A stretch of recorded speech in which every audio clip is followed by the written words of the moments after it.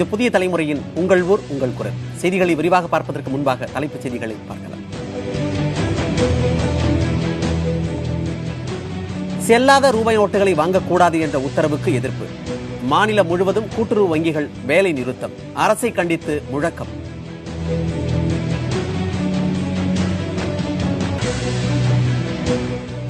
பேருந்து மோதி மாணவி உயிரிழந்ததால் பொதுமக்கள் சாலை மறியல்.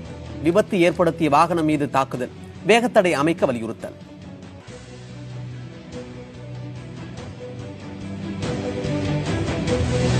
குடிமகன்களின் கூடாரமாக மாறும் நூற்றாண்டு கண்ட அரசு தொடக்க பள்ளி பராமரிப்பின்றி திறந்தவெளி கழிப்பிடமாகவும் மாறிவிட்டதாக மக்கள் வேதனை.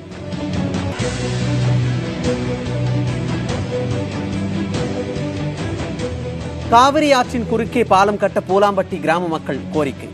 பலமுறை மனு கொடுத்தும் நடவடிக்கையே இல்லை என குற்றச்சாட்டு.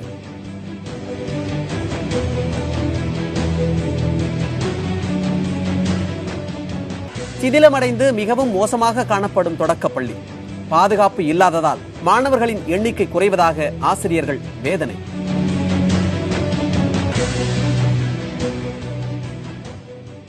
தமிழகம் முழுவதும் உள்ள கூட்டுறவு வங்கிகள் அனைத்தும் ஊழியர்களின் காலவரமற்ற வேலை நிறுத்தத்தால் மூடப்பட்டுள்ளன. செல்லாதவை என அறிவிக்கப்பட்ட 500 மற்றும் 1000 ரூபாய் நோட்டுகளை வாடிக்கையாளர்களிடமிருந்து வாங்கக்கூடாது என்ற உத்தரவுக்கு கண்டனம் தெரிவித்து கூட்டுறவு சங்க வங்கிகளின் ஊழியர்கள் நேற்று வேலை நிறுத்த போராட்டத்தை அறிவித்தனர். அதன்படி அந்தந்த மாவட்டங்களில் உள்ள கூட்டுறவு சங்கங்கள் முன்கூடிய ஊழியர்கள் கண்டன முழக்கங்களை எழுப்பினர். பிற வங்கிகளைப் போல் கூட்டுறவு வங்கிகளிலும் பணத்தை மாற்றுவதற்கு தேவையான ஏற்பாடுகளை செய்ய வேண்டும் என ஊழியர்கள் வலியுறுத்தியுள்ளனர். ரிசர்வ் வங்கி புதிய பணத்தை கூட்டுறவு வங்கிகளுக்கு அனுப்பாததால் பண பரிமாற்றம் செய்ய முடியாத நிலைக்கு தள்ளப்பட்டுள்ளதாகவும் கூட்டுறவு சங்க ஊழியர்கள் தெரிவித்துள்ளனர். அந்தந்த மாநிலத்தில் உள்ள அந்தந்த மண்டல இணைப்பதிவாளர் அலுவலகம் முன்பு கூடி சாவிகளை ஒப்படைக்கும் போராட்டம் நடைபெற்றது. அதைத் தொடர்ந்து மத்திய வங்கி முன்பு முற்றுகை போராட்டம் நடத்தி முடிக்கப்பட்டது. மாநில பதிவாளரால் அறிவிக்கப்பட்ட 500 நோட்டு 100 நோட்டு வாங்கக்கூடாது.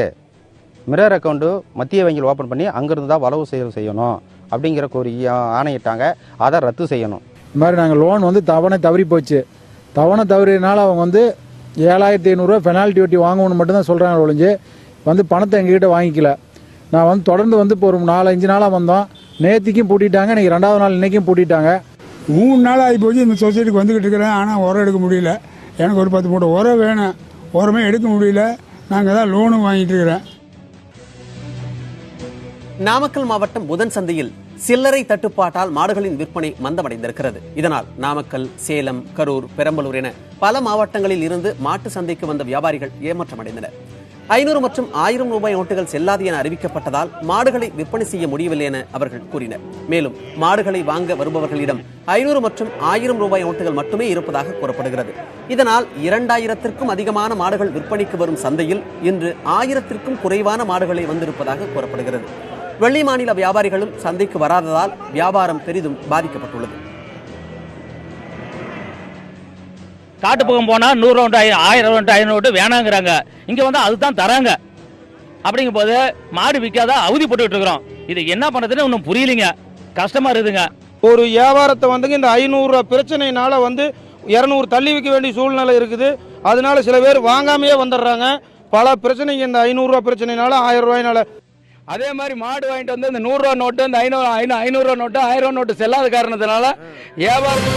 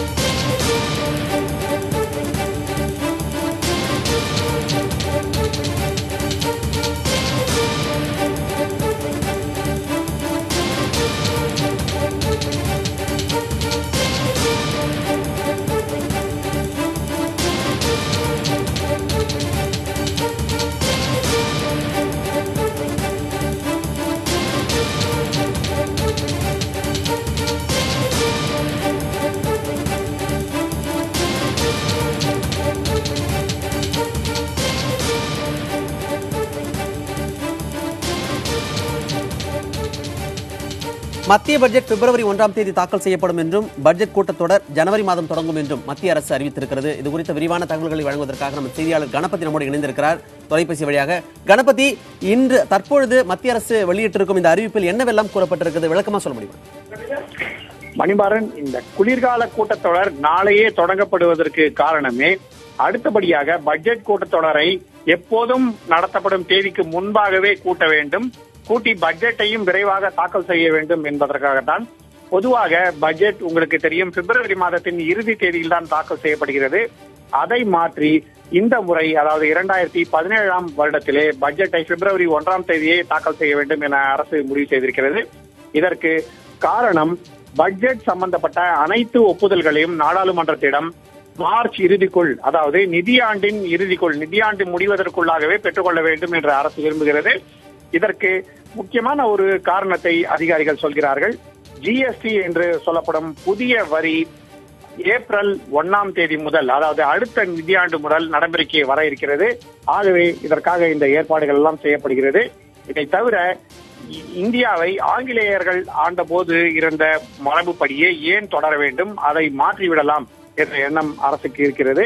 அதன் காரணமாகவும் தான் பட்ஜெட் தேதி மாற்றப்படுகிறது. பிப்ரவரி 1ஆம் தேதி என்றே பட்ஜெட் தாக்கல் செய்யப்படும். அதுவும் பட்ஜெட் என்பது தனியாக பொது பட்ஜெட் மற்றும் ரயில்வே பட்ஜெட் என்று இருக்காது. ஒரே பட்ஜெட்டாக ரயில்வே பட்ஜெட்டையும் சேர்த்து ஒரே பட்ஜெட்டாக தாக்கல் செய்ய நரேந்திர மோடி அரசு முடிவு செய்திருக்கிறது. ஆகவே பிப்ரவரி 28 அல்லது 29க்கு பதிலாக பிப்ரவரி 1ஆம் தேதி என்றே பட்ஜெட் தாக்கல் செய்யப்படும். அதன் பிறகு பட்ஜெட் கூட்டத்தொடருக்கு இடைவெளி விட்டு 2ஆம் பகுதி மார்ச் மாத ஆரம்பத்திலே நடைபெறும். மார்ச் மாத இறுதிக்குள் நாடாளுமன்றத்தின் அனைத்து ஒப்புதல்களும் பெறப்பட வேண்டும். இதுதான் நரேந்திர மோடி அரசின் திட்டமாக இருக்கிறது. மணிமாறன், கணபதி, மத்திய அரசின் பட்ஜெட் வந்து பிப்ரவரி 1ஆம் தேதி, அதாவது முன்கூட்டியே தொடங்குவது, அது மட்டும் இல்லாமல் பொது பட்ஜெட், ரயில்வே பட்ஜெட் என்று இல்லாமல் ஒரே பட்ஜெட்டாக செய்ய இருப்பது, இதெல்லாம் எந்த மாதிரியான நன்மைகளை மக்களுக்கு ஏற்படுத்துவதற்கான வாய்ப்பு இருக்கு? இதனால் நேரடியாக மக்களுக்கு ஏதேனும் பெரிய நன்மைகள் ஏற்பட்டுவிடும் என்று சொல்ல முடியாது. ஆனால் ஒரு நிதியாண்டுக்கான பட்ஜெட் அந்த நிதியாண்டு தொடங்குவதற்கு முன்பாகவே நாடாளுமன்றத்தின் ஒப்புதல் பெற்று அதன் அனைத்து அம்சங்களும் நடைமுறைக்கு வருவது பட்ஜெட் எப்படி நடைமுறைக்கு கொண்டு வரப்படுகிறது என்பதை மேலும் சுலபமாக்கும். அதாவது பட்ஜெட் மூலமாக எந்தெந்த துறைக்கு எவ்வளவு பணம் ஒதுக்கப்படுகிறதோ அந்தந்த துறைக்கு அந்த நிதியாண்டின் ஆரம்பத்திலே இருந்தே அந்த பணம் ஒதுக்கீடு செய்யப்படும். அதன் மூலமாக அந்தந்த துறைகள் தங்களுடைய செலவினங்களை சரியான முறையிலே பயன்படுத்திக் கொள்வதற்கான வாய்ப்பு இருக்கிறது. திட்டங்கள் சரியான முறையில் இயக்கப்படும். வருட கடைசியிலே, அதாவது நிதியாண்டின் இறுதியிலே பல்வேறு அமைச்சகங்கள் தங்களுடைய செலவினங்களை ஒன்றாக வேகமாக செய்வதற்கு பதிலாக ஆரம்பத்தில் இருந்தே ஒரே சரியான முறையிலே செய்வதற்கான வாய்ப்பை இது அளிக்கும். மத்திய பட்ஜெட் பிப்ரவரி 1ஆம் தேதி தாக்கல் செய்யப்படும் என்றும் பட்ஜெட் கூட்டத்தொடர் ஜனவரி மாதம் தொடங்கும் என்றும் மத்திய அரசு அறிவிப்பு வெளியிட்டிருக்கிறது. இது குறித்த உங்கள் விரிவான தகவல்கள் அளித்தமைக்கு நன்றி கணபதி. இனி உங்கள் ஊர் உங்கள் குரல் பகுதியை தொடர்ந்து பார்க்கலாம். தேனி அருகே உள்ள கோடங்கிப்பட்டியில் தனியார் பேருந்து மோதி பள்ளி மாணவி உயிரிழந்தார். கோடங்கிப்பட்டியைச் சேர்ந்த வீரசங்கலி என்பவரது மகள் நித்யா அதே பகுதியில் உள்ள தனியார் பள்ளியில் 6ஆம் வகுப்பு படித்து வந்தார். இன்று காலை பள்ளிக்கு நடந்து சென்றபோது தேனியில் இருந்து வந்த தனியார் பேருந்து அவர் மீது மோதியது. இதில் நித்யா சம்பவ இடத்திலேயே உயிரிழந்தார். அதனால் ஆத்திரமடைந்த மக்கள் விபத்து ஏற்படுத்திய தனியார் பேருந்தை அடித்து நொறுக்கினர். மேலும் விபத்து நிகழ்ந்த பகுதியில் வேகத்தடை அமைக்க பலமுறை கோரிக்கை விடுத்தும் நடவடிக்கை எடுக்கவில்லை என மக்கள் குற்றம் சாட்டினர். அவர்களிடம் பேச்சுவார்த்தை நடத்திய மாவட்ட காவல் கண்காணிப்பாளர் பாஸ்கரன் வேகத்தடை அமைக்கப்படும் என உறுதியளித்தார். அதனை அடுத்து 4 மணி நேரமாக நடைபெற்று வந்த மறியல் போராட்டம் கைவிடப்பட்டது.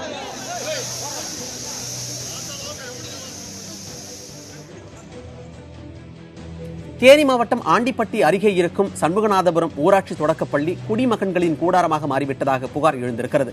100 ஆண்டு விழா கண்ட அந்த பள்ளி சரிவர பராமரிக்கப்படாததால் பாழடைந்து காணப்படுகிறது. சுற்றுச்சுவர் இல்லாததால் அருகில் வசிப்போர் பள்ளி வளாகத்தையே திறந்த வழி கழிப்பிடமாக பயன்படுத்துவதாக கூறப்படுகிறது. வகுப்புகள் முடிந்த பின்னர் பள்ளி வளாகம் குடிமகன்கள் கும்மாளம் அடிக்கும் இடமாக மாறிவிடுவதாகவும் சண்முகநாதபுரம் மக்கள் குற்றம் சாட்டுகின்றனர். இது மாணாக்கர்களுக்கு பெரும் இடையூறாக இருப்பதாக மக்கள் புகார் கூறுகிறார்கள். இதுகுறித்து அந்த பள்ளியின் தலைமை ஆசிரியை கல்யாணியிடம் கேட்டபோது பிரச்சனை குறித்து உயர் அதிகாரிகளிடம் முறையிட்டிருப்பதாக கூறினார். அரசாங்கம் எல்லா வழியிலையும் நவீன இந்தியா உருவாக்கணும்னு சொல்லி ஏகப்பட்ட காசு செலவு செஞ்சு கிராமத்துக்கு நேரடியாகவே அரசாங்கத்தினுடைய பணம் நேரடியாக பஞ்சாயத்து போர்டுக்கு வருது. இந்த பணத்தை வச்சு ஏகப்பட்ட நல்லது பண்ணலாம். ஒரு அடிப்படை வசதிகளை கூட பள்ளிக்கூடத்தில் கூட செஞ்சு தர முடியாமல் இருக்கிற நிர்வாகத்தை ஆனால் நாங்கள் கடுமையாக கண்டிக்கிறோம். உடனடியாக இந்த வேலை பார்க்கலன்னு சொன்னால் பஞ்சாயத்து போர்டை நாங்கள் செயலோட விட மாட்டோம். பாம்புகள் படுக்கிற மாதிரி குப்பை எல்லாமே இதில் தான் போடுறாங்க. எங்கனால கிளீன் பண்ணவே முடியல. டீச்சர்ஸ் எல்லாருமே சொல்லி பார்த்துட்டோம், இது எதுவுமே நடவடிக்கை எடுக்க மாட்டேங்கிறாங்க. கிராமத்துகளில் சில குறைபாடுகள் நிறைய இருந்துகிட்டு இருக்கு. அது எதை சொன்னாலும் கூட அது தட்டி கேட்குற அளவுக்கு தான் இருக்காங்க ஆளுங்க. அதே சமயத்தில் பள்ளிக்கூட வளாகத்தில் ரொம்ப மோசமான சூழ்நிலையாக இருந்துட்டு இருக்காங்க. இந்த சண்முகநாதபுரம் அரசு தொடக்கப்பள்ளியின் அவல நிலை குறித்து ஆண்டிப்பட்டி கிராம ஊராட்சி வட்டார வளர்ச்சி அலுவலர் எபியை புதிய தலைமுறை தொடர்பு கொண்டு பேசியது. இதற்கு பதிலளித்த அவர், பள்ளி வளாகத்தை அருகில் உள்ள சிலர் ஆக்கிரமித்திருப்பதால் சுவர் எழுப்புவதில் தாமதம் ஏற்பட்டிருப்பதாக கூறினார். இந்த பிரச்சனைக்கு விரைவில் தீர்வு காணப்படும் என்றும் எபி தெரிவித்தார். சேலம் மாவட்டம் மேட்டூர் அருகே பூலாம்பட்டி காவிரி ஆற்றின் குறுக்கே பாலம் கட்ட வேண்டும் என்ற கோரிக்கை கண்டுகொள்ளப்படவில்லை என குற்றச்சாட்டு எழுந்திருக்கிறது. இந்த ஊர் மக்கள் ஈரோடு, கோவை, சேலம், பெங்களூரு போன்ற நகரங்களுக்கு செல்ல வேண்டுமெனில் காவிரி ஆற்றை கடக்க வேண்டும். இல்லையெனில் சுமார் 25 கிலோமீட்டர் தூரம் சுற்றி செல்ல வேண்டும். இதனை தவிர்ப்பதற்காக பூலாம்பட்டி பகுதியில் இருந்து விசைப்படகு மூலமாக நெருஞ்சிப்பேட்டைக்கு சென்று அங்கிருந்து மற்ற ஊர்களுக்கு மக்கள் செல்கிறார்கள். இந்த பிரச்சனைக்கு தீர்வு காண பூலாம்பட்டி மற்றும் நெருஞ்சிப்பட்டியை இணைக்கும் வகையில் காவிரி ஆற்றின் குறுக்கே பாலம் கட்ட வேண்டும் என்பது மக்களின் நீண்டகால கோரிக்கையாகும். ஆனால் அரசு இதற்கு செவி மடுக்கவில்லை என்பது பூலாம்பட்டி மக்களின் குற்றச்சாட்டாகும். காஞ்சிபுரம் மாவட்டம் மதுராந்தகம் அருகே பள்ளி வளாகத்தில் பழுதாகியிருந்த மின்கம்பம் விழுந்ததில் 3ஆம் வகுப்பு மாணவருக்கு காயம் ஏற்பட்டது. மோச்சேரியில் உள்ள நகராட்சி பள்ளி வளாகத்தில் பழுதாகியிருந்த மின்கம்பம் இன்று கீழே விழுந்தது. அதில் ஏற்பட்ட தீப்பொறிப்பட்டு தருண் என்ற 3ஆம் வகுப்பு மாணவனுக்கு காயம் ஏற்பட்டது. பழுதடைந்த மின்கம்பத்தை மாற்ற பலமுறை மின் வாரியத்திற்கு கோரிக்கை விடுத்தும் நடவடிக்கை எடுக்காததாலேயே இந்த சம்பவம் நிகழ்ந்ததாக காயமடைந்த சிறுவனின் பெற்றோர் குற்றம் சாட்டியுள்ளனர்.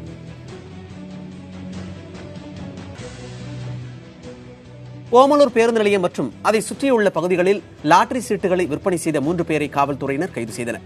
அவர்களிடமிருந்து வெளிமாநில லாட்டரி 3 நம்பர் மற்றும் வெள்ளைத்தாளில் எழுதிய லாட்டரி சீட்டுகளை காவல்துறையினர் பறிமுதல் செய்தனர். விசாரணையில் அனைத்தும் போலி லாட்டரி சீட்டுகள் என்பது தெரிய வந்திருக்கிறது. கைது செய்யப்பட்ட குமார், இம்தியாஸ், குமரன் ஆகியோரிடம் காவல்துறையினர் விசாரணை நடத்தி வருகின்றனர்.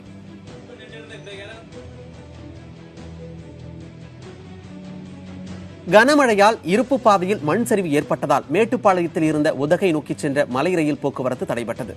கல்லார் ரயில் நிலையம் தாண்டி மலைப்பாதையில் சென்றபோது அடர்லி மற்றும் ஹில்க்ரோ ரயில் நிலையங்களுக்கு இடையே 4 இடங்களில் இருப்பு பாதையில் மண் சரிவு ஏற்பட்டது. இதனால் மலை ரயில் பல இடங்களில் நிறுத்தப்பட்டதால் பயணிகள் மிகுந்த அவதிக்கு ஆளாகினர். இதுகுறித்து தகவல் தெரிவிக்கப்பட்டதை அடுத்து ரயில்வே அதிகாரிகள் அங்கு சென்று சீரமைக்கும் பணியில் ஈடுபட்டனர். நீண்ட நேரத்திற்கு பின்னர் நிலைமை சரியானதை அடுத்து மலை ரயில் போக்குவரத்து மீண்டும் தொடங்கியது.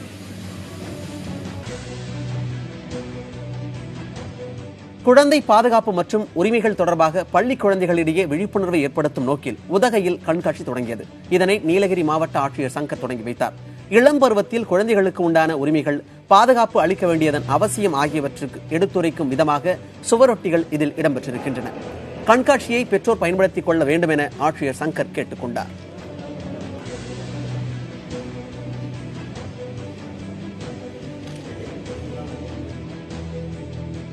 கோவை மாவட்டம் குறிஞ்சிக்குளத்தில் மழைக்காலத்தில் குளம் உடையாமல் பாதுகாக்கும் வகையில் அமைக்கப்பட்ட பழமையான மதகு கண்டுபிடிக்கப்பட்டுள்ளது. கோவை மாவட்டத்தின் முக்கிய குடிநீர் ஆதாரமாக விளங்கும் குறிஞ்சிக்குளத்தை ஒட்டியிருக்கும் சாலை விரிவாக்க பணியின் போது மழையான மதகு கண்டுபிடிக்கப்பட்டது. 100 ஆண்டு காலம் பழமையான இந்த மதகை சீரமைத்தால் அதிக மழை பொழிவு இருக்கும் பொழுது அதிக நீர் வீணாவதை தடுக்க முடியும் என இப்பகுதி மக்கள் கூறியுள்ளனர். மேலும் குளத்தின் நீர்வழி பாதைகளில் உள்ள ஆக்கிரமிப்புகளையும் அகற்ற வேண்டும் எனவும் பொதுப்பணித்துறையினருக்கு அவர்கள் கோரிக்கை விடுத்துள்ளனர். நம்ம முன்னோர்கள் குளம் நாளைக்கு பெரிய வெள்ளம் வந்தாலும் இந்த குடம் உடையாமல் இருக்கிறதுக்காக பாதுகாக்கிறதுக்காக ஒரு 5 மதகுகள் அமைச்சிருக்காங்க. அந்த நம்ம முன்னோர்கள் அப்படி அவ்வளோ அவங்களோட அமைப்பையும் அவங்களோட உழைப்பு இவ்வளோ வீணாக போயிருக்கு. அதையும் நம்ம கருத்தில் எடுத்து இந்த நம்ம கல்ச்சரை பாதுகாக்கிற மாதிரியும் நம்ம குளத்தோட இந்த சைன் லிங்கை பாதுகாக்கிறதுக்காகவும் இந்த குளத்தும் இந்த வாய்க்கால் மேலே இருக்கிற இந்த ஆக்கிரமிப்புகள் இதெல்லாம் அகற்றி இந்த குளத்துக்கு அடுத்த குளத்துக்கு தண்ணி வரக்கு வழி செய்யணும்னு அதிகாரிகளை கேட்டுக்கோம். மேட்டூர் அருகே உள்ள கொளத்தூர் பகுதியில் பருத்தி விளைச்சல் பாதிக்கப்பட்டுள்ளது. சருகு நோய் மற்றும் வெள்ளைப்பூச்சி நோய் தாக்கியதில் சாகுபடி பாதிக்கப்பட்டுள்ளதாக பருத்தி விவசாயிகள் தெரிவித்துள்ளனர். நோய் தடுப்பு மருந்துகளும் உரிய இழப்பீடு வழங்க வேண்டும் என்றும் அவர்கள் கோரிக்கை விடுத்துள்ளனர். கொளத்தூர் பகுதி முழுவதும் பிடி ரக பருத்தி சாகுபடி செய்துள்ள விவசாயிகள் மிகுந்த பாதிப்பிற்கு ஆளாகி இருக்கின்றனர்.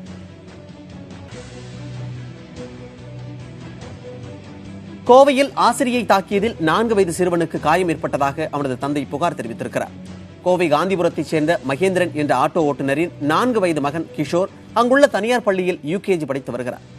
வகுப்பில் அதிகம் சேட்டை செய்வதாக கூறி ஆசிரியை கிஷோரை குச்சியால் தாக்கியிருக்கிறார். இதனால் அதிர்ச்சியடைந்த கிஷோரின் தந்தை பள்ளி நிர்வாகத்திடம் புகார் அளித்தார்.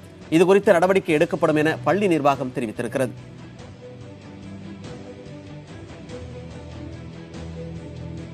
உதகையில் முதலமைச்சர் கோப்பைக்கான வாலிபால் மற்றும் கைப்பந்து போட்டிகள் தொடங்கியுள்ளன. மாவட்ட அளவில் வாலிபால் போட்டியில் 7 அணிகளும் கைப்பந்து போட்டியில் 4 அணிகளும் பங்கேற்றுள்ளன. மாநில அளவிலான போட்டிகளில் முதலிடம் பிடிக்கும் அணிக்கு 1 லட்சமும், 2வது, 3வது இடம் பிடிக்கும் அணிகளுக்கு முறையே 75,000 மற்றும் 50,000 ரூபாய் பரிசு வழங்கப்பட உள்ளது.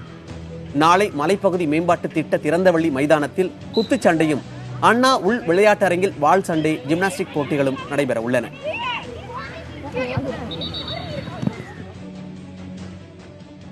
சிவகங்கை மாவட்டம் காரைக்குடி அருகே பேயன்பட்டி கிராமத்தில் சமையல் எரிவாயு சிலிண்டர் வெடித்து சிதறி தீப்பிடித்ததில் 3 லட்சம் ரூபாய் மதிப்புள்ள பொருட்கள் எரிந்து சேதமடைந்தன. வீட்டு உரிமையாளர் பாஸ்கர் என்பவரும் அவரது மனைவியும் தங்களது குழந்தைகளை பள்ளிக்கு அழைத்துச் சென்றிருந்த போது இந்த விபத்து நேரிட்டது. தகவல் அறிந்து சம்பவ இடத்திற்கு வந்த தீயணைப்பு படையினர் தீயை கட்டுக்குள் கொண்டு வந்தனர். அப்போது தீயணைப்பு படை ஊழியர் கிருஷ்ணன் என்பவருக்கு காலில் லேசான காயம் ஏற்பட்டது. பின்னர் அங்கு வந்த காரைக்குடி வட்டாட்சியர் கண்ணன் பாதிக்கப்பட்ட தம்பதிக்கு ஆறுதல் கூறினார்.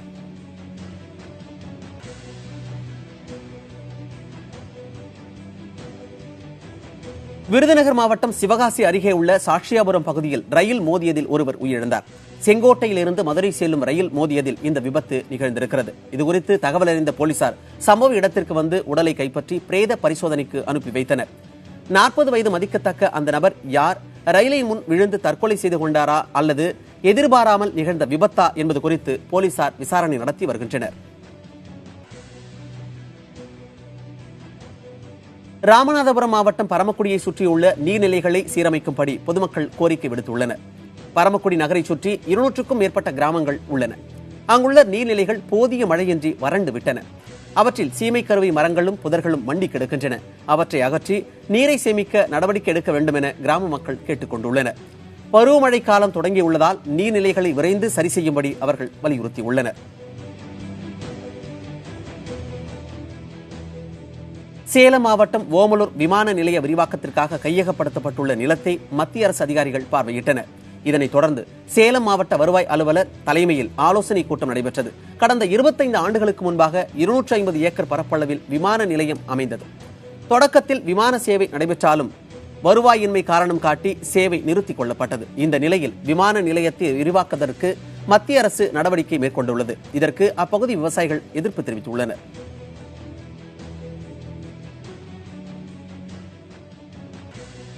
பெரம்பலூர் அருகே செயல்படும் ஒரு தொடக்கப்பள்ளி பராமரிப்பின்றி மிகவும் மோசமான நிலையில் காணப்படுகிறது. பாதுகாப்பற்றதாக இருப்பதால் அங்கு மாணவர்களின் எண்ணிக்கை குறைந்து வருவதாக கூறப்படுகிறது. மேற்கூரையில் ஓட்டை, சுவர்களில் விரிசல், அச்சுறுத்தும் வயர்கள் என காட்சியளிக்கும் இந்த கட்டடம் கைவிடப்பட்டது அல்ல. பெரம்பலூர் மாவட்டம் அய்யலூர் குடிக்காடு கிராமத்தில் 20 ஆண்டுகளுக்கு முன் தொடங்கப்பட்ட அரசு தொடக்கப்பள்ளியின் இன்றைய நிலைதான் இது. மேலே உள்ள ஓட்டையை நினைத்து அஞ்சுவதா அல்லது கையில் உள்ள புத்தகத்தை பார்த்து கற்பதா என்பதுதான் அங்கு பயிலும் மாணாக்கர்களின் அச்சமாகும். போன வருஷம் எங்களுக்கு யூனியன்ல இருந்து செய்யப்பட்ட இந்த ஒர்க் முழுமையா முடிவடையாம அப்படியே ஹேண்ட் ஓவர் பண்ணவே இல்லை. இந்த ஓடெல்லாம் மாத்தி போட்டாங்க, அது ஃபுல்லா ஒழுவுது. நாங்களும் 2 முறை அவங்களுக்கு சொல்லியிருக்கோம், செஞ்சு தரேன்னாங்க, செஞ்சு தரவே இல்லை. இந்த போர் எங்களுக்கு தண்ணியே வரவே இல்லை. இது வரைக்கும் நாங்கள் யூஸ் பண்ணவே இல்லை தண்ணியை. போர் அப்படியே செட் பண்ணாங்க, ஆனால் தண்ணி வர மாதிரி எங்களுக்கு செட் பண்ணி கொடுக்கல.